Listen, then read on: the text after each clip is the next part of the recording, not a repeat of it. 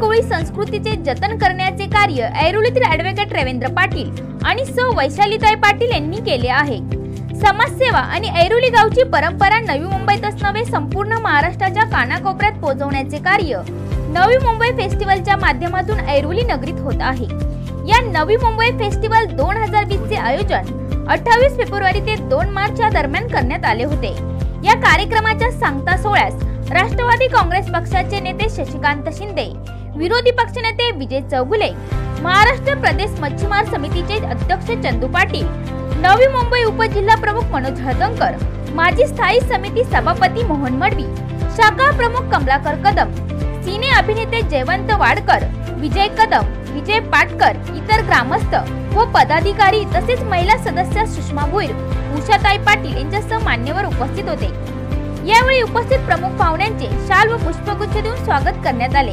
या सोहळ्याप्रसंगी आपले गाव हे सुरक्षित असावे या उद्देशाने तथा समाजसेवाचा एक भाग म्हणून प्रभाग समिती सदस्य रवींद्र पाटील व महिला विभाग संघटक वैशालीताई पाटील यांच्या माध्यमातून संपूर्ण गाव सीसीटीव्ही लावण्याच्या कामाचा शुभारंभ उपस्थित मान्यवरांच्या शुभ हस्ते करण्यात आला।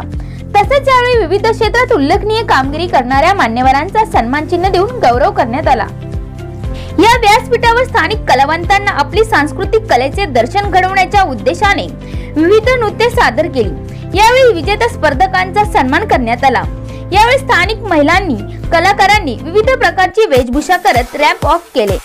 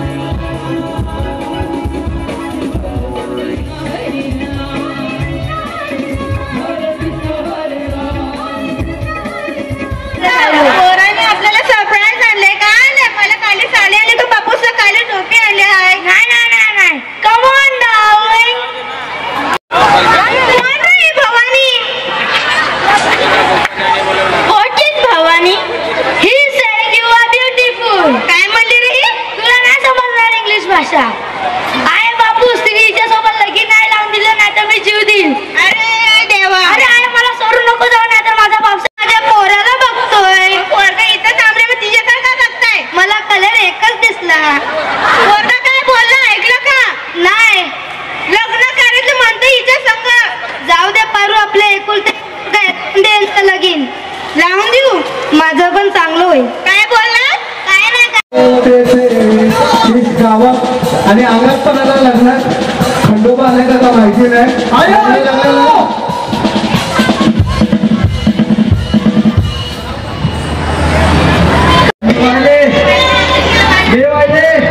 राहुल सोंगी राहुल रेडी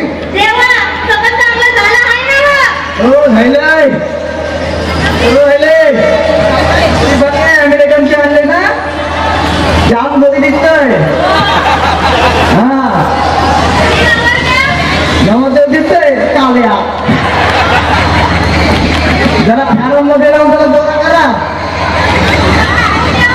हा म्हणते फॅरन मध्ये आता डिमांडची आता पूजेच्या दिवशी जाईल ना फॅरन मध्ये। कार्यक्रमाविषयी काही मान्यवरांनी आपल्या प्रतिक्रिया व्यक्त करताना सांगितले। प्रथम या ठिकाणी आज 6व्या वर्षामध्ये नवी महोत्सव म्हणजे मी नवी मुंबई प्रतिष्ठानच्या वतीने आज या गावदेवी मैदानामध्ये आम्ही आयोजित केला। मी खरंच या ग्रामस्थ बांधवांचा ऋणी आहे की यांचा सर्वांचा साथ आणि सहकार्यामुळेच हा महोत्सव यशस्वी झालेला आहे। या ठिकाणी मी आवर्जून सांगतो। तसंच या ठिकाणी लागणाऱ्या सर्व ग्रामस्थांचं सहकार्य अतिशय मोलाचं आहे। पहिल्या दिवशी पालखीचं नियोजन या ठिकाणी होतं, पहिल्या दिवशी आमचं ओपनिंग सेरेमनी या ठिकाणी होते।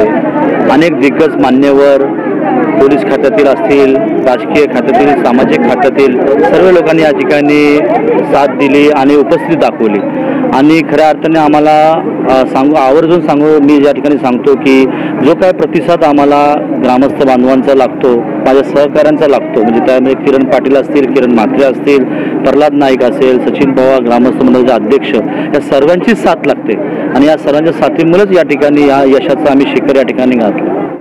आम्हाला प्रत्येक कार्यक्रमामध्ये खूप सहभाग असतो। महिला कमिटी असो, इथले रहिवासी आहेत, आमचे कोळी बांधवनीतून अजून दुसरे समाज असतील पण लोक इथे भरपूर आनंद घेतात आणि हाच आनंद आमच्यासाठी खूप मोलाचा आहे। आताच त्यांची साथ आमच्याकडे राहू दे। 5 वर्ष झाले आहेत ताब्यावरती, पण खूप अजून भरपूर उत्साहात होती। अजून त्याच्या पुढच्या वर्षी पण त्यांची अशी साथ असू द्या आम्हाला आणि त्यांची मी माझ्या पूर्ण आयुष्यामध्ये खूप ऋणी आहे, माझ्या ग्रामस्थ मंडळांचे पण आणि सर्वांचे मी खूप खूप मनापासून आभार मानते। जय हिंद, जय महाराष्ट्र।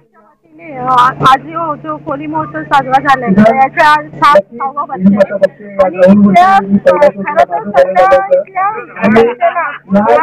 सगळ्या वाट पाहत असतात